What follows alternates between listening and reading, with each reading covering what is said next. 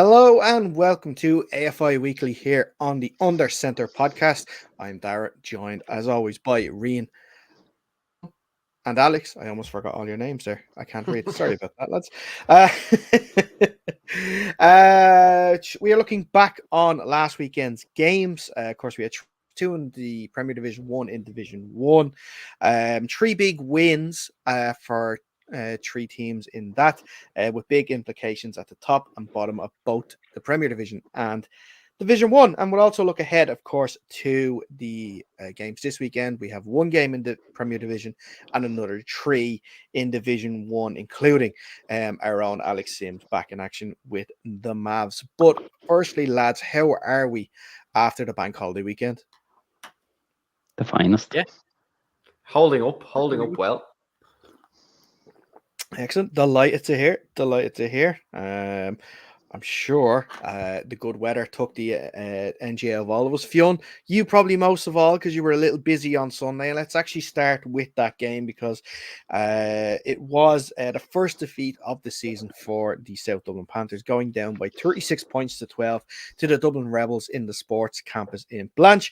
A big win for the Rebels against a depleted Panthers offense down, of course, Connor Hoskins, Finn Kearns, and Sean Goldrick. But unfortunately, the debuting Mario O'Mara wasn't enough for the Panthers in this defense, unfortunately. Exactly.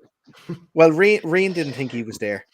So the report he didn't start the game. I was looking for him in a quarterback and I didn't see him. So yeah. You are right. He did not start the game on Sunday, but he did come in during it. Unfortunately, it wasn't enough, like I said, to help the Panthers in this game. On the Rebel side of things, it was 4 passing touchdowns by Ty Henry. They were to Grant Schultz. He had 2. Greg Johnson had 1, and Andre Barlafa had 1 as well. And Ty topped it off as well with a rushing touchdown of his own. Fionn, break down the game for us. How did it go on Sunday? Yeah, I think quite disappointing from a Panthers point of view. Obviously, we knew the back end of the season was going to be the difficult games for us. We beat the teams we probably had to beat to make sure we were in the playoffs. We got that done. But I think always in the back of your mind, right, you have the dream to go undefeated all the way to the Shamrock Bowl and then lift the trophy. No hassle whatsoever. So that came to a juddering reality. I think Rebels kind of confirmed as we all suspected that it is still 1A and 1B in terms of the Rebels and UCD, and the rest of the pack are maybe a little bit more competitive this year than they have been in the past, but there's still plenty of gaps to close. So to kind of give the obvious biased analysis, I think the Rebels showed why they're so good. They can just do so much damage, and they're willing to take shots a lot of the time. They'll find out what's going wrong, and they really take advantage of that on both sides of the ball. I think you have to give them credit as well. As you said, I think it's a bit soft to take the excuse of who was and wasn't available, because I'm sure if we ask the Rebels, I'm sure they're down a few guys. This is the AFI.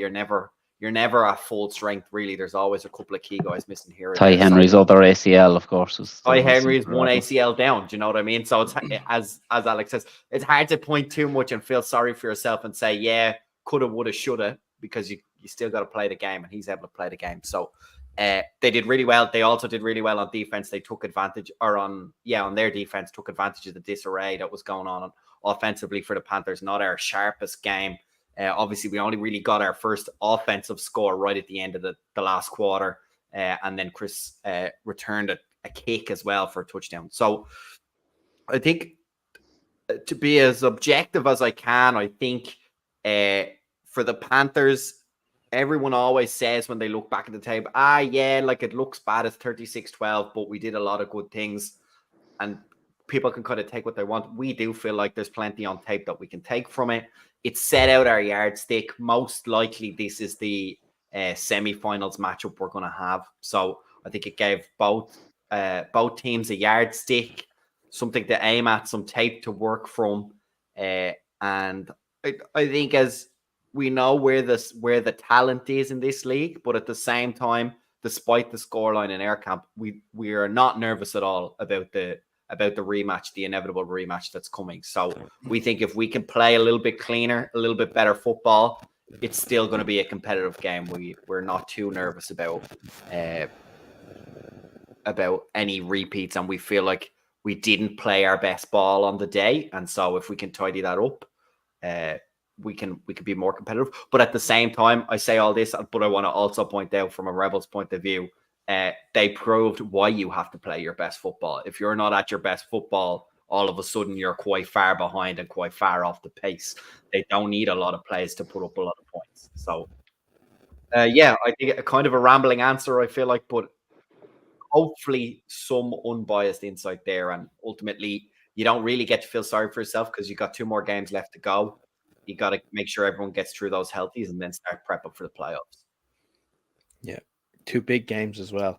Not so much for, playoff seedings. There is the opportunity, of course, if one of the 2 teams above you slip up, because you get to play one of them in UCD, and of course the other one is against Cork, so you can decide really kind of if Cork can make the playoffs or not. Rian, from a Rebels point of view, they're back on track after the report in our turmoil that they were having a couple of weeks ago, and to beat like I mentioned when we previewed the game, to beat the team that was above them and was getting all the plaudits, to kind of, like Rian said, cements them as either 1A or 1B in the Premier Division.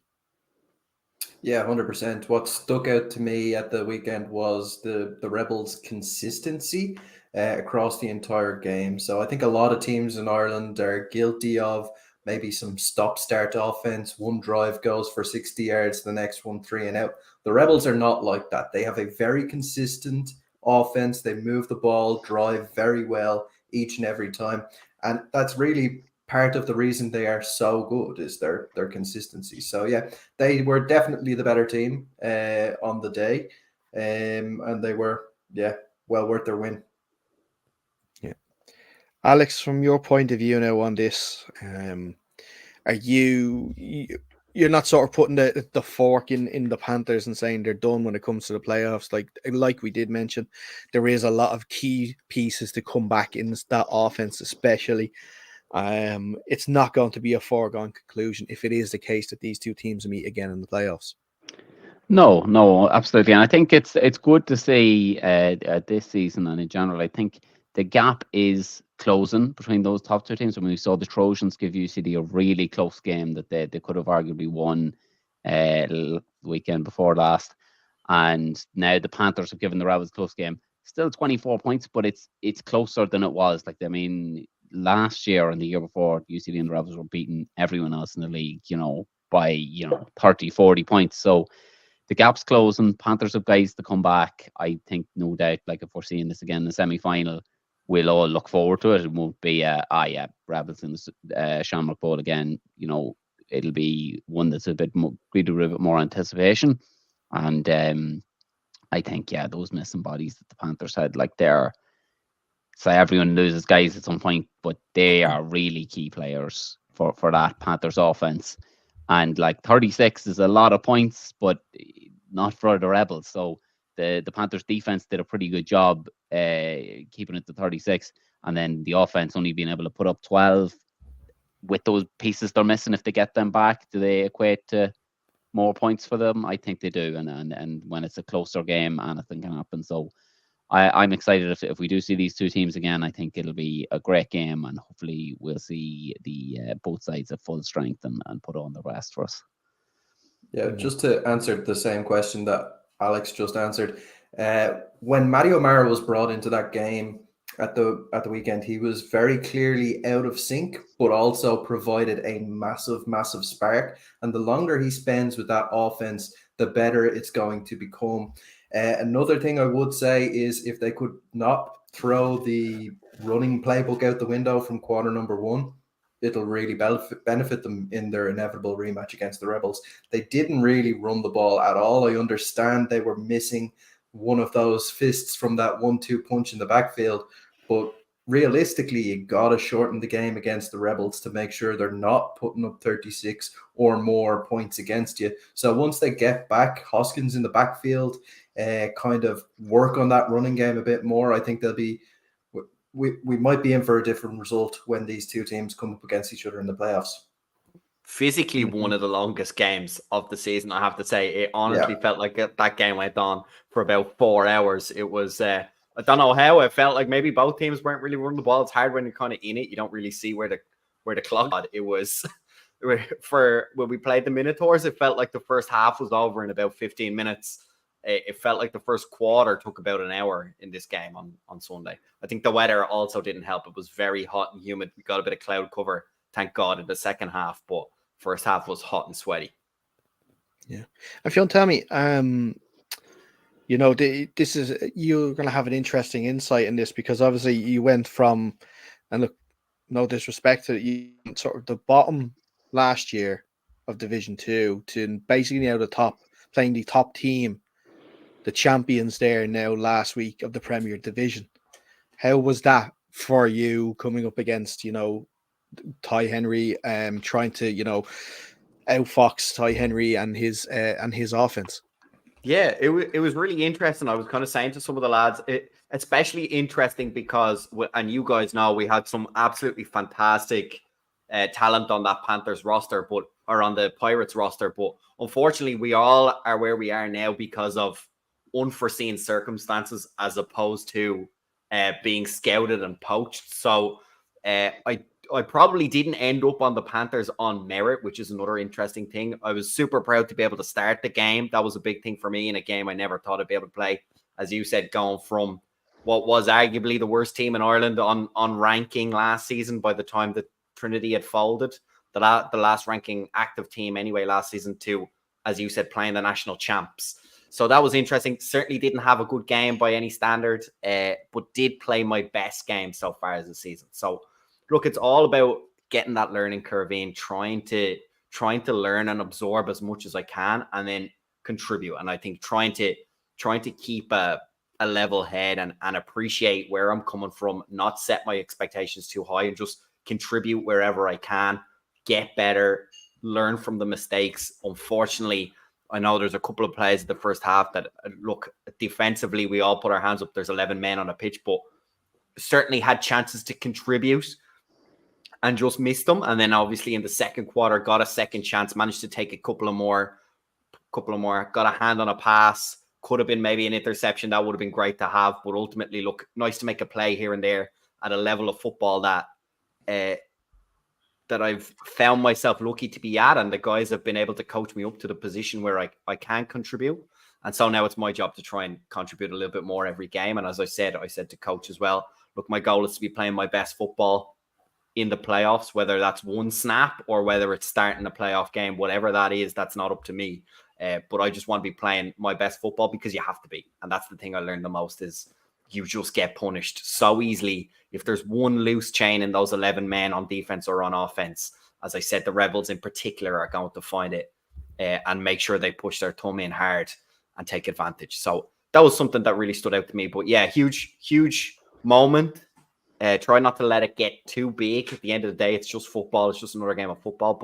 But it was certainly cool. Something I never expected to be able to do. And so now that's kind of done and dusted, I feel like the rest of the games can play even a little bit more free. And as I feel my performances are improving, get a little bit more confidence in as well.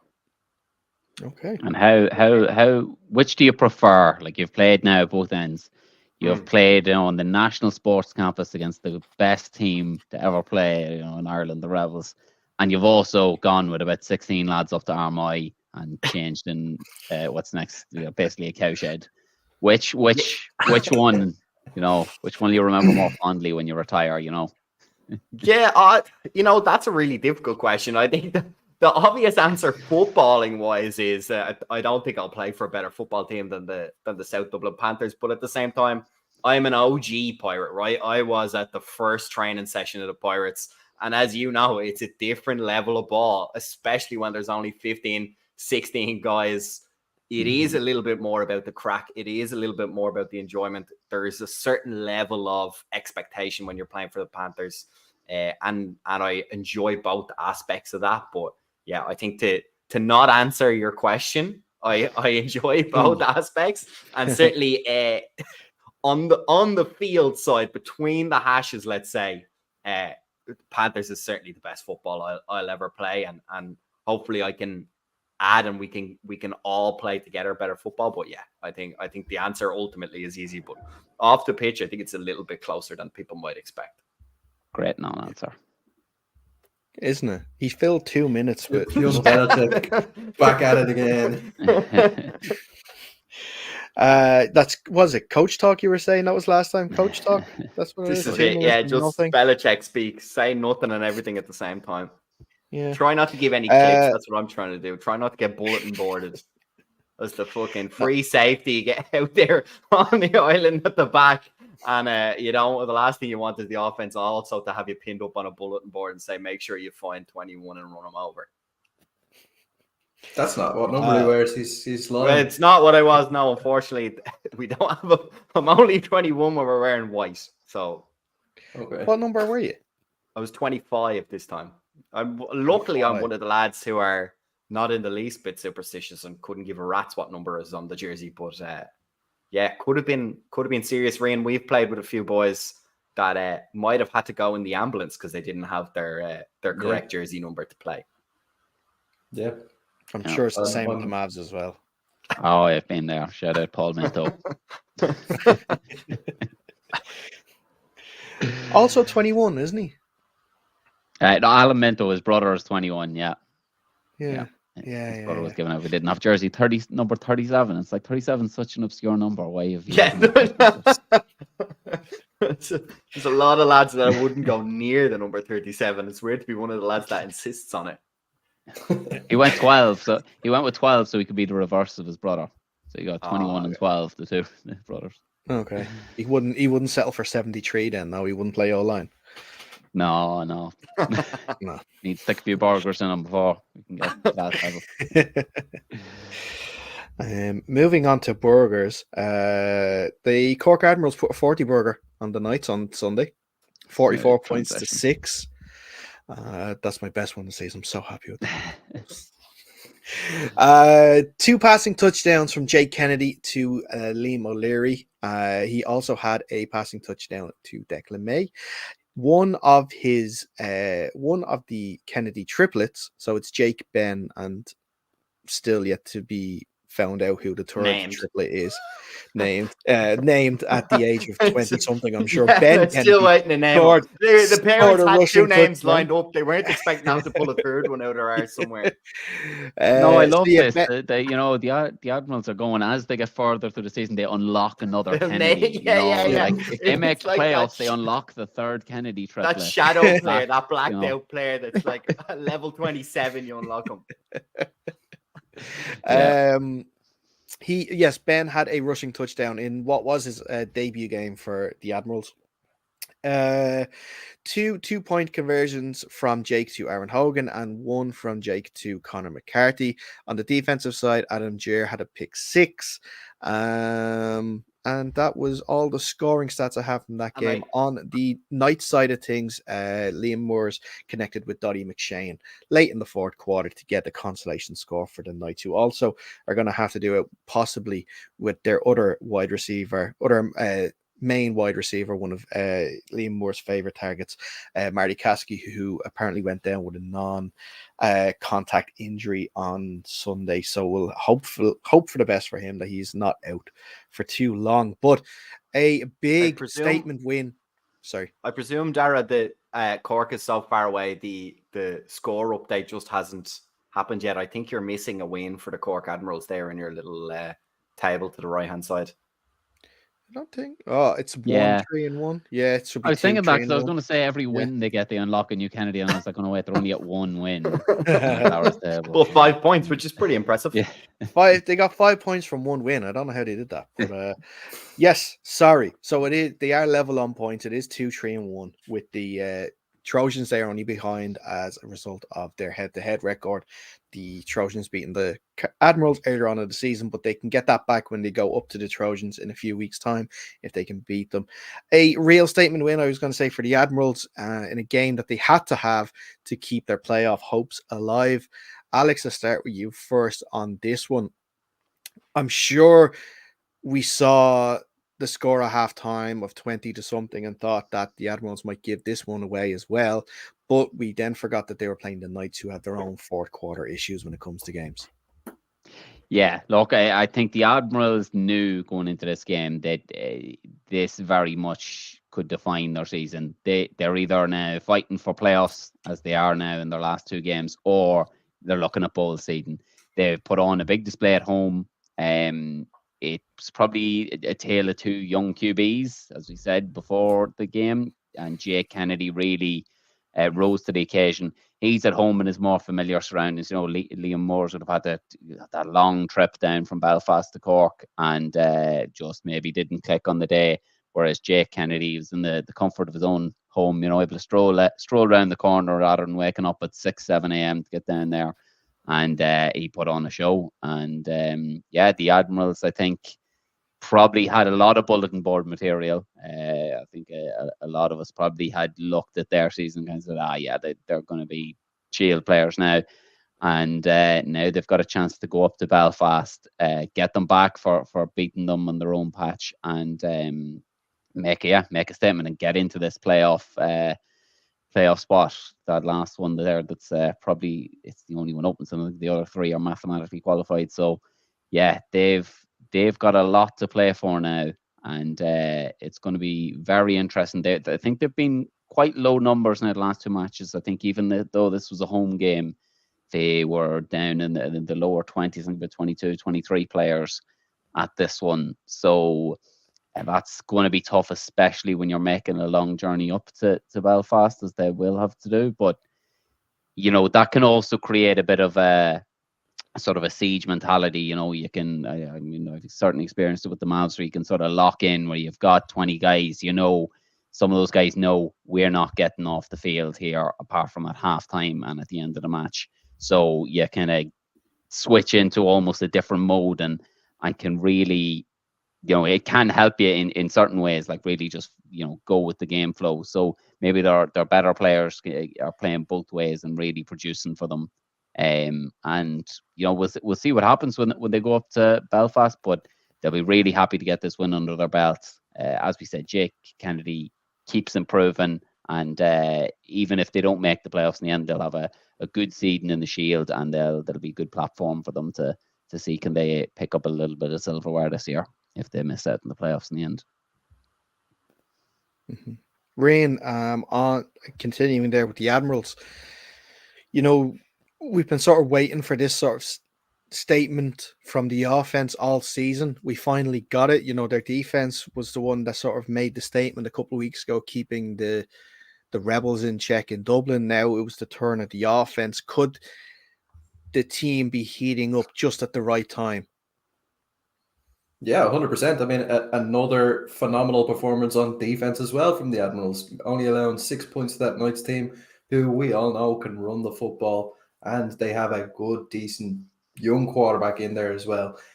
From the offensive side of the ball, maybe we made it onto the Admirals bulletin board ourselves, because we had criticized them in weeks gone by for not really getting the offense going so far this season. I was very surprised when I saw this score coming in, because the Knights have got that really strong front end on their defense, and they have good defensive backs as well. So I was surprised when the Admirals put up 44 points. So maybe, yeah, you're right, they are getting hot right at the right time.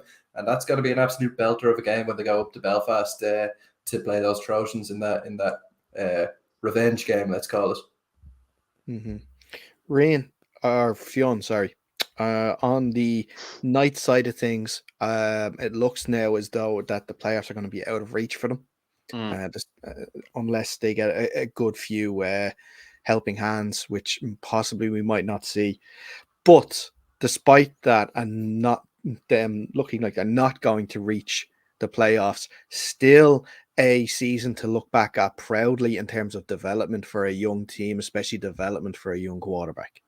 Absolutely. And especially in the last couple of weeks, this current week's result excluded, which I think will probably deflate them a little bit, not necessarily because of the season expectations, but more because in the last few weeks, they've played some of the top teams in Ireland and really given them a difficult challenge, starting all the way back. I think it was in week 5 or 6 when they hosted the Panthers.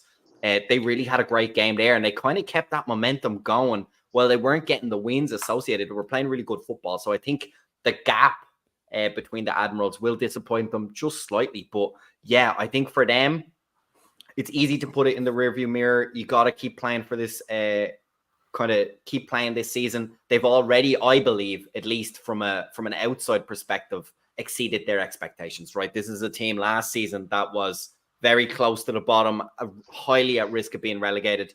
We don't get that either from their current position in the table or from all the performances they've put up this season. So I think they can be hugely proud already. And as you said, not technically mathematically out of it. So there's certainly stuff they can play for. I expect them to battle hard right to the end. And I think they've obviously, as Rian said, they've got the squad to do a big, heavy run game. It's always a challenge to every team in this league, no matter what their strengths are, to have to deal with that kind of body on the offense and on the defensive line. And as Rian also pointed out, seems a shame, right? It's what the Knights are known for, and it kind of takes the shine off. I'm sure they have some fantastic quote-unquote skill players there. I'm not sure what the politically correct term for non-offensive line or non-lineman players is these days. I don't want to offend you, but you know what I mean. So yeah, I think, look, ultimately, I think it's a good season for the Knights. I think they've plenty to build off.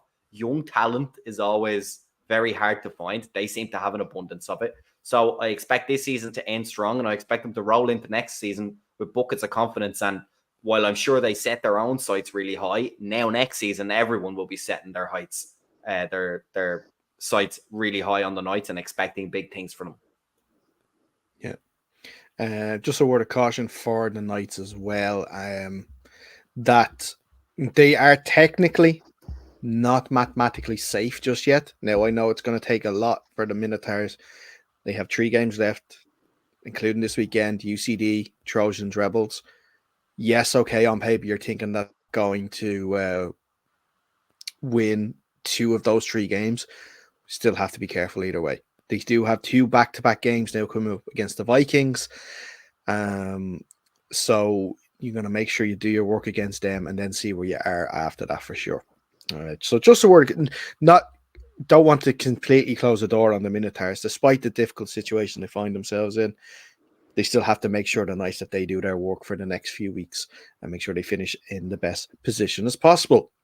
Moving on then to the sole Division 1 game from Sunday, that was in Castleknock, the West Dublin Rhinos beating the Razorbacks by 41 points to 0. Of course, the Razorbacks, it's well known around the league of the trouble that's been going in, unfortunately. Suntan leaving as head coach. A few players have decided to move on as well to other teams.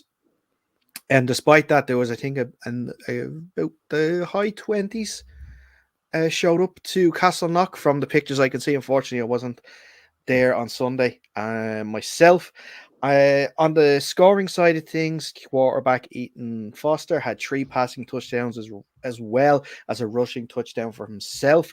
Passing touchdowns were to David Wright, Craig Usher, and Gary Furlong. Craig also had a rushing touchdown of his own, and also Vladimir Fedorov had a rushing touchdown as well to round off the scoring. A great day for the offense scoring all the points in the game, whereas against the Jets a couple of weeks ago, of course, it was all 3 sides of the ball which scored: offense, defense, and special teams. A game again that gives confidence to the offense for not scoring a lot in the previous games before the last 2. They've now scored, quick maths here, 94 points in 2 games. So the offense is starting to get rolling. Just one word as well. Send best wishes to wide receiver and kick returner Keith Ashton, who unfortunately suffered a bad leg injury, and it looks like he's going to be out for the rest of the season. So best wishes to him. But Fionn, I'll start with you on this one because you weren't around last week to sort of review the Jets game as well. But much needed points and were very welcome wins for the Rhinos coming towards the end of the season and trying to get those playoff spots. Yeah, look, bitterly disappointing for myself and Ray, and our favorite joke is now pretty much dead in the water. It was a fluke. We'll take all the credit for providing all the excellent bulletin board material that really spurred on these highly offensive performances. But no, look, I think it's really good for Rhinos, as you were kind of touting from your end, Dara. These were get-right games.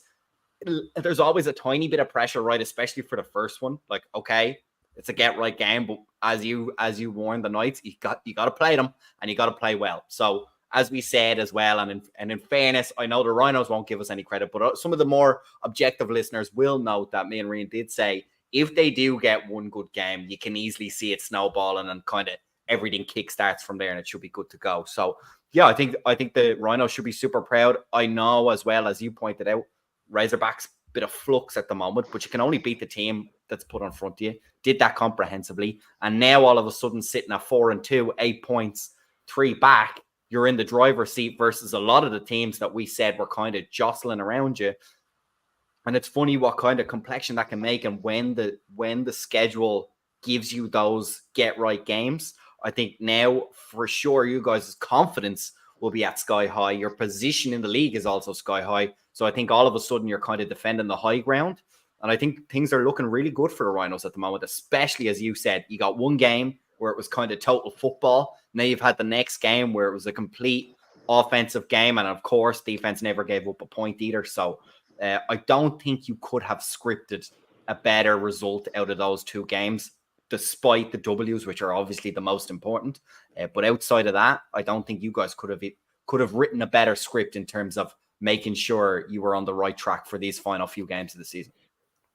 Yeah. Rain, just for people who may be listening and not viewing the show, we have a graphic here of obviously of the table and of the games coming up this weekend. And one of the games, without getting into it too much before we review it, is the Vipers at home to the Eagles. And that's a huge game. Because the week after that game, the Eagles are making the trip up to Castleknock to face the Rhinos. And if the Eagles do the business this week, which most people will expect that they will, that will put the Eagles level on point with the Rhinos heading into that crucial game in Castleknock, which could determine which team goes to the playoffs. Yeah, 100%. And I mean, from an Eagles point of view, I think that's exactly what their mindset is they want to go into that game, it being a must win. I think the Rhinos, on the other hand, can maybe even set their sights a bit higher. They have that game against the Mavericks coming up as well. That could put them at least level on wins with the Mavericks and give them a good give them the head-to-head record versus them. So yeah, it's all things looking up for the Rhinos in this one.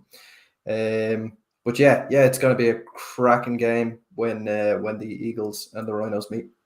Any news, Dara, on where some of those Razorbacks might be headed to? Because there's kind of 3 obvious contenders with the Giants, the Jets, and the Vipers in that kind of area of the country. Yeah, let's say. I think they've gone elsewhere. I've heard rumor of the Knights getting a few. Interesting. Your northern geography must be bad, Fionn, if you think if Derry is in the vicinity of Belfast. So that's why I kind of backed out of saying close, more just meant in the hemisphere of. You'd be better off joining the Mavericks. 3 teams furthest away, closer, I think. Yeah. But look, the point I was trying to make. Fionn just gave away. He doesn't know where the Razorbacks play. This is true.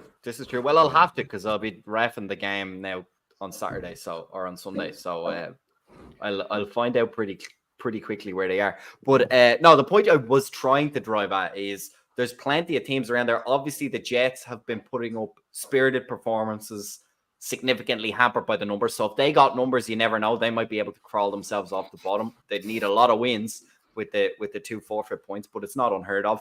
Again, the Vipers also probably a bit disappointed, but it only takes a couple of players to improve their season and kind of push their standing in the Shield. And then, of course, the Giants have found themselves in a position they didn't expect to be. Adding players to that scenario would only improve that. So that's kind of why I was asking. That might have, not just for the Razorback season, but a significant impact on some of the other teams. Let's not say around them, as I was pointed out, but that might also be from the same country and or on the border. Fair enough. Alex, just a little word about the Razorbacks. Obviously, in a very tough situation at the moment. Going through this sort of change mid-season is never easy. Going through this sort of change at any point in the season, before or after it's mid-season, it's never easy. We've seen some changes when it came to especially Sunday.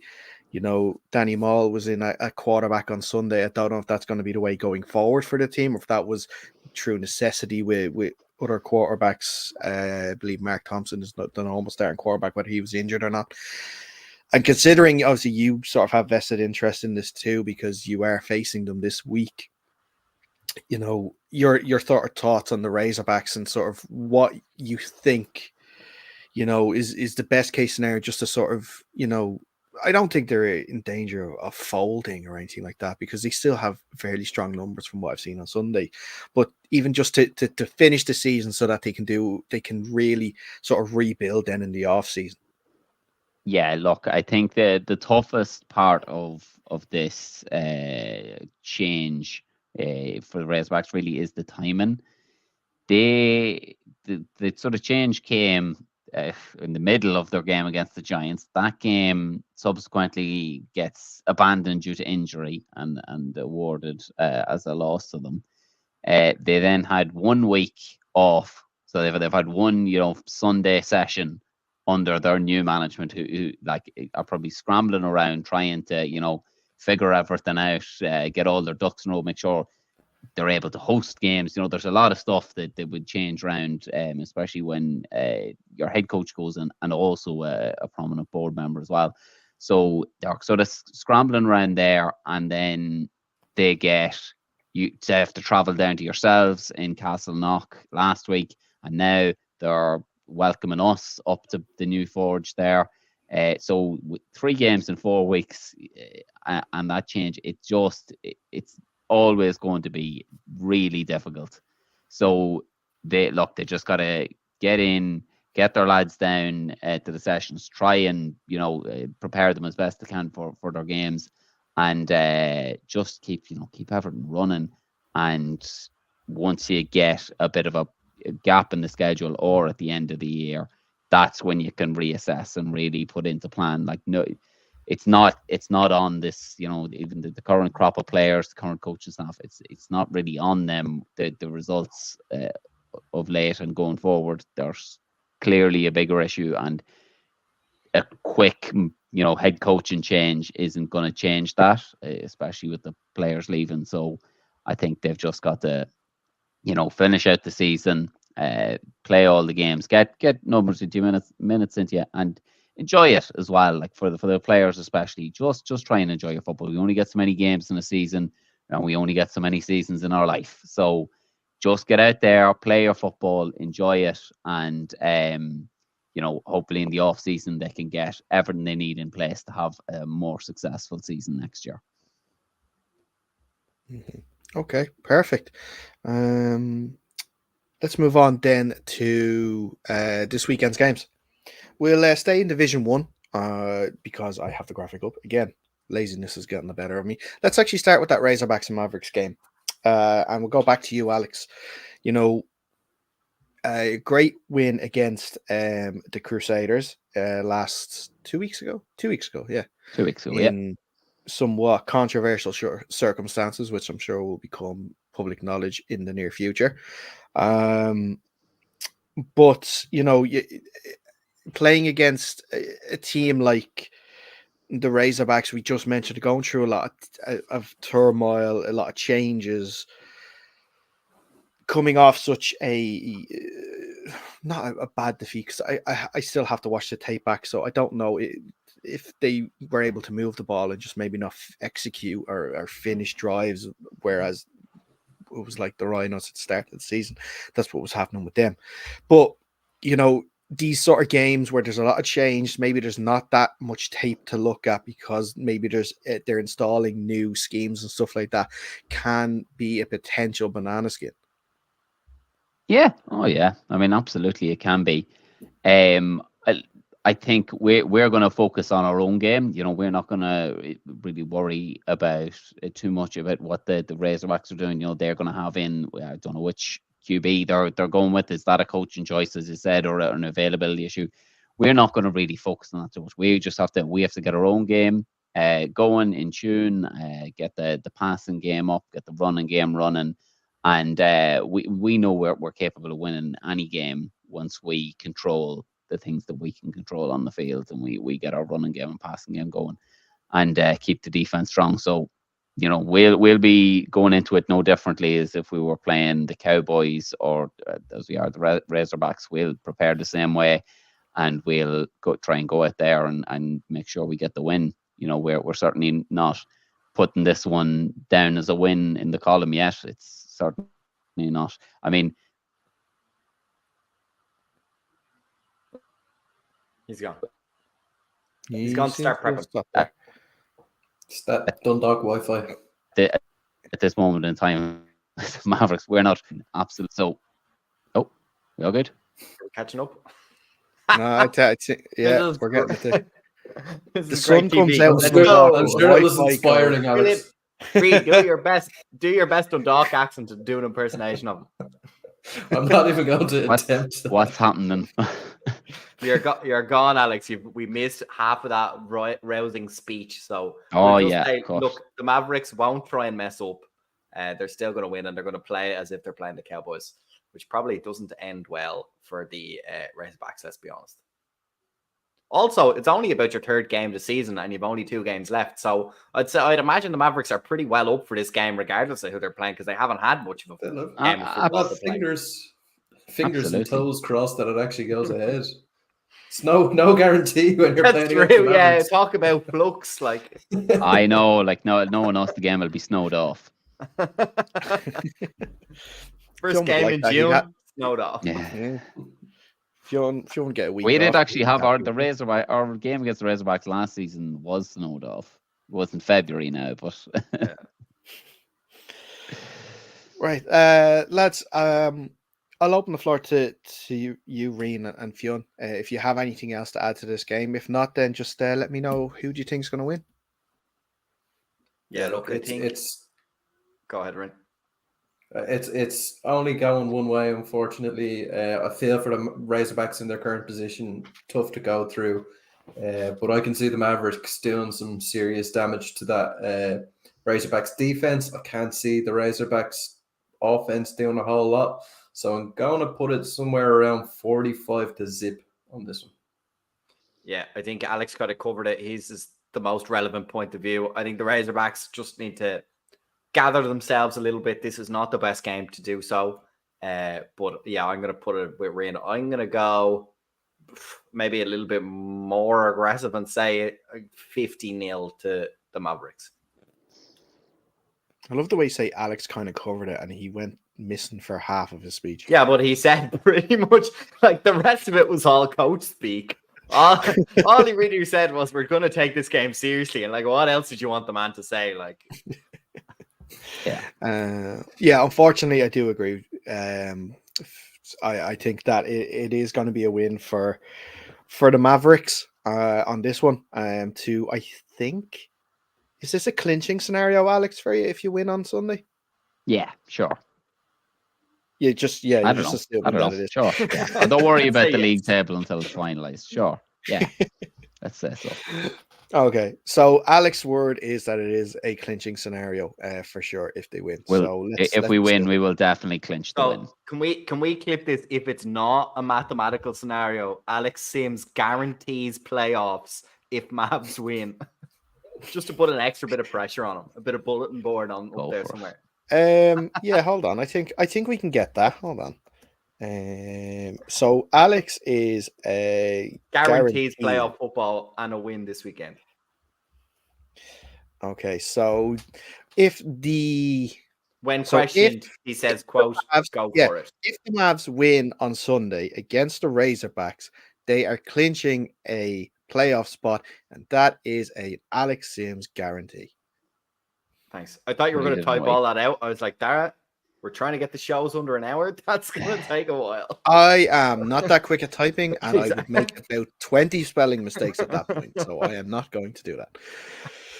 Elsewhere in Division 1, we are going to see which game we're talking about next. Yeah, we'll go from the bottom to the top. the Donegal Derry Vipers are hosting the Wexford Eagles. We haven't seen the Vipers in action in a couple of weeks due to the very late cancellation of their game against the Mavericks, in which ended up as a forfeit. The Vipers, from reports coming, are struggling for numbers at the moment. The Eagles are going to go up to a very long trip up to, we were talking about from Belfast to Cork, from Wexford up to Derry. That's going to be a long day as well. Just a stone's throw from Belfast, as we know. Yes, just a well-known stone's throw from Belfast. Well, look, if I'm the Eagles before I leave anywhere, I'm looking for a kind of like proof of life from the Vipers of like 20 lads holding up today's newspaper before I get in any car to make sure. Yeah.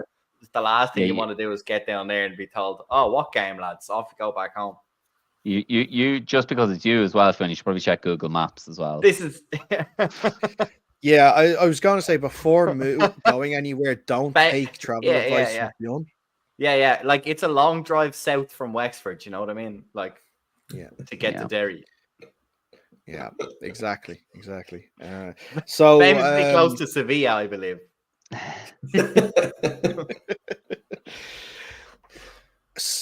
Now I've lost my train. Yes. Anyway, so Eagles heading up there on a rich vein of form from the last games, on a nice win streak at the moment.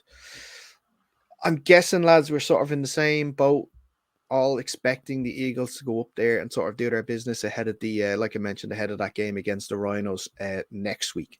Well, look, just quickly, as I said about the Mavericks, I think in a more serious sense, the Eagles are 3-2 with 6 points, right? At the moment, now we don't know how the schedules are going to break, but at the moment they're on the outside looking in. So this really is a go up and get the job done and make sure you put the 2 points in the bag and keep in contention for the playoffs. You don't want to slip up here. You make life very difficult for yourself.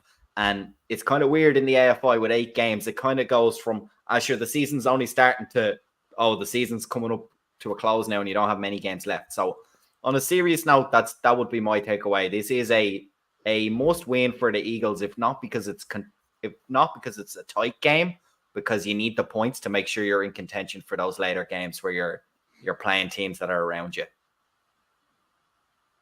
Yeah. Rain, what are you thinking?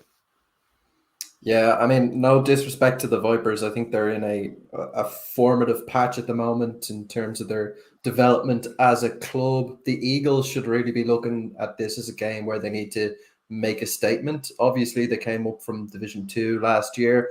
Whether or not they were a Division 2 caliber team at the time is debatable, but they need to really come up and put a score on them that kind of shows the league that they are contenders for this playoff berth that they're looking for. To be honest, I back them to do it. Okay. Yeah.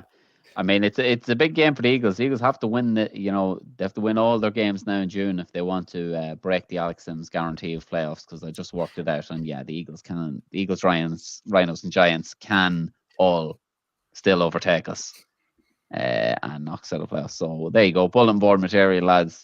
just stick Dara's words up in the locker room before the game and you'll be sure to come away with the win. Yeah, interesting, because I was only looking at the breakdown of the games left is quite interesting. So the Rhinos have 2 games left. Eagles at home, Mavericks away. The Giants have the Jets at home this weekend. They also have the Crusaders at home, and then they finish up away at the Eagles. And then, of course, the Eagles, Vipers away, Rhinos away, and then finish up at home to the Giants. So fascinating that all these sides are going to play each other, because especially with the Giants playing this weekend, which we'll get into it in a few minutes. Like, if they win this weekend, they pretty much eliminate the Crusaders from contention, at least getting the 3rd spot. Anyway, there's a chance they get the 4th spot because they still have to head over the Rhinos again. We still don't know. There is some things coming out of the Crusaders where there could be either forfeit, point deductions, sanctions. Thank you. That's the word that could be coming their way. So we'll wait and see what happens there. But Yeah, lads, I'm guessing all across the board we're going with an Eagles win this weekend. Yep. Yes, indeed. Excellent. Yeah. Okay. And then when the Eagles win on Sunday, it will not guarantee them playoffs, and that is an Alex Sims guarantee. Yep. Last game You of can Division start making 1. The t-shirts. you know that? Have you ever seen those like pictures where someone puts like thumbs up on like action films of like, say, if like Rambo is shooting a gun into it, it's like thumbs up. I'm gonna do that with Alex's pictures there now, especially the one that we have. It's just gonna be thumbs up there. Yes, the Causeway Giants are at home. They are entertaining the Antrim Jets. These two play each other again after the Giants won. Very quick match, 64-24, I believe it was, in the Forum a couple of weeks ago. The Giants will be looking to do the same. Like I said, if they do, that means that they can't be caught by the Crusaders. It almost, and I can't say it, almost gets them a playoff spot because of the teams they still have yet to face. Like I mentioned, the Crusaders, and then finishing up with the Eagles. It's not mathematically guaranteed that they will make a playoff spot. No Alex Sims But guarantee. No Alex Sims That's guarantee. that's an Alex Sims guarantee. But lads, again, you know, one of these games that we're sort of seeing and looking at, thinking it's going to be one-sided. Rain, I'll start you first on this one.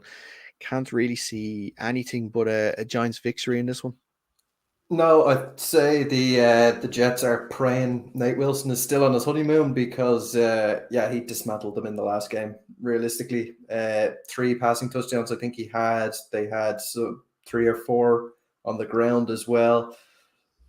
I don't think the Giants have gotten any worse since that point. In fact, I believe that they have gotten better with the kind of more tougher opposition under their belt. That win against the Razorbacks will have buoyed them a lot. So, yeah, with the Jets slowly diminishing in numbers, I can see this one going worse than the first game, unfortunately.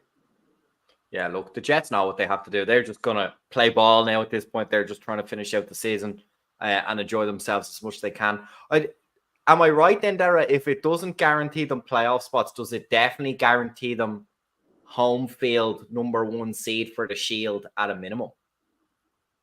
Because that would be they will get one of the 2 home field advantage spots in the Shield. Yeah, exactly. But they would be the number 1 seed, no? Technically speaking. Yeah, I wouldn't see because if the Crusaders can't overtake them, that means then the Razorbacks or the Vipers definitely can't do that either. Exactly. So they're at a minimum the highest ranked team in the Shield, which I think is a fantastic season already. And like you guys said, I can see them. They get the win today, and then it's test your mettle against the big boys in the division.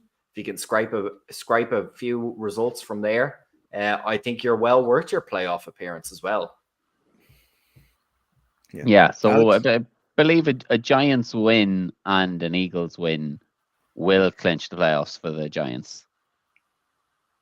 Interesting. Jesus, he is quick at maths. Because the Crusaders, Razorbacks, Vipers, and Jets will not be able to overtake them. They only have 4 points left to play for. Yeah, but it won't. I forgot it's a 9-team division. I forgot it's a 9-team division and not an 8-team division. It might be. Yeah. Alex Sims guarantee that I get something wrong. Well, it wouldn't be the Undercenter podcast if we weren't all brutal at maths, because every week something. Look, as for the game on this one, I want to see like another 80-point thriller. Give us 100 points in this game. Yeah, I want to see big points. That's what we got the last game. We were hoping for it after the miserable weather games that were happening in the first couple of weeks. They broke out and gave us a good game. I'm with Alex. Let's just hope for a few big scores. Give us a college football week 0 score here. 56-32 game. Yeah. But see, that's the thing. The Jets are well capable of scoring points against them. That's what I mean. They scored 3 touchdowns against the Giants in week whatever it was. I can't remember back now at this stage. It was 4 touchdowns. 24. Yeah, that's. Was that 4 touchdowns? They have a kicker. That's 4 touchdowns without any extra points unless they Yeah, got it is. all the I extra believe points. I believe that is what happened. Was it? Okay. Well then, 4 touchdowns. So if the Giants have an off day, which I don't expect it to happen, but if the Giants have an off day and the Jets can get something together on defense, the game could. I'm trying to make a story out of it because there's a lot of one-side games this weekend. I'm really sorry. I am. I'm sorry, guys. I'm sorry. I don't mean to disrespect the Giants, but I'm just trying to hype up something because we'll get to the last game soon. It's just not going to work. But anyway, look, Giants win all right around. Yeah. If this game, if the Giants, Jets, if there's 100 points scored in this game in total, I will do the podcast next week in a Cowboys jersey, and that is an Alex Sims guarantee. Hold on, the Peter Loughran one. Yes, yeah, or well, probably Scott Buchanan one, to be fair. Okay. I know him. But I'll source one. He's only up the road, so there you go. The call is out. Now, cue Ross McKenzie, the Giants defensive captain, but now pretty much playing OC or DC with his with him being out for injury for the rest of the year. Or he. Oh no! Now he's trying to claim bad connection. No, it doesn't count. Didn't finish the sentence. I didn't make. I can't make that bet. He's going to pull all of his players now in the fourth quarter. I'll be like, yeah, fuck you, Alex. Yeah. No, that's it. The Giants don't have to score 100 points. It just has to be 100 points aggregate. Yeah. Total. Yeah. Okay. That's achievable. Doable. Well, it was 80. It was 88 in the last game. So you need 12 extra points in that game. 2 touchdowns. Yeah, 2 touchdowns. Nothing. Lads, come on. Achievable. Absolutely achievable. We want the headlines, so we're rooting for it. Yeah, I'm going for it. I'm gonna go for a. Oh, I'm gonna go for a 64-36. I'm gonna say 100 on the spot. 100. I'm going 97-3 for the Giants. I thought you were gonna say 97-2. You missed out by a point. That would be funny. Do we have to make it out to 100 because I'm real bad at maths? 50-50. Nice and easy. 80-20. There we go. 80-20. 80-20. There you go. Yeah, I think it's going to be. This one's probably going to be on the low scoring side. Yeah. Maybe 3-0. Giants. 3-0. Yeah, maybe. Yeah. 2-0 maybe. 3-2. 2-2 draw maybe. Yeah, safety apiece. Right. Okay. On to the last game of the weekend. That comes from the Premier Division. It is the UCD. Speaking of 97-3s. Yeah, they're going up against the Westmeath Minotaurs. Top against bottom. UCD have already sealed their playoff spot. Next objective is to go this season unbeaten. They came out of the game against the Trojans in Belfast with the win, despite the fact that their offense didn't play as well as they would have liked. The Minotaurs, on the other hand, had that relegation 6-pointer against the Vikings at home a few weeks ago. They would be bitterly disappointed that they weren't able to come out of the game with the win. They are now facing an almost impossible task, but it's not for definite. They have to believe that they can get points from their last 3 games to survive. Because if they don't believe, then there's no point in talking out. So, unfortunately, I don't see it happening, especially with UCD at home, especially with UCD with a break, especially with UCD getting bodies back that I'm hearing. I can't. I try to hype it up and say that if this happens, if that happens, look, if half the UCD team falls over each other and breaks their ankles on walking onto the pitch, they have a chance, but that's not going to happen. So, yeah, unfortunately, I can't see anything other than a UCD win in this game. But lads, what are you thinking? I think it's going to be competitive. I think it's say, lads, what he's thinking. You all just jump in. Maybe it's very hard to throw 3 people. You don't even have a code word to be like, by the way, I mean this person. Anyway, I do think it's going to be competitive. I think when they played against us against the Panthers, they found something there towards the end of the game. Now, granted, as we look back at the tape, they'll feel hard done by, but the Panthers will feel like they left them in the game a little bit. But certainly there was a drive there. Joe was on point. Two very good wide receivers. I unfortunately don't know their names. I apologize for that. But two big, tall, strong wide receivers that can catch the ball at the boundary very, very well. So, look, they won't be absolutely run over. They have a strong run game. Ultimately, I do think it is a UCD victory. But I definitely, despite my joke earlier, I don't think it's quite a 97-3. But I think you're probably looking at maybe 30-15, something like that is probably where I'd go with this. Rain? Fionn, I know he backtracked the statement, but Fionn must be very lucky that his coach doesn't listen to this podcast. If we can just make a super cut of all the times he's disrespected like Shamrock Bowl teams and players, he'd be in big trouble. But yeah, look, I think you have to give the Minotaurs some sort of chance. So maybe UCT, given the fact that they've already made the playoffs, they might rest some of their players. That might keep things interesting.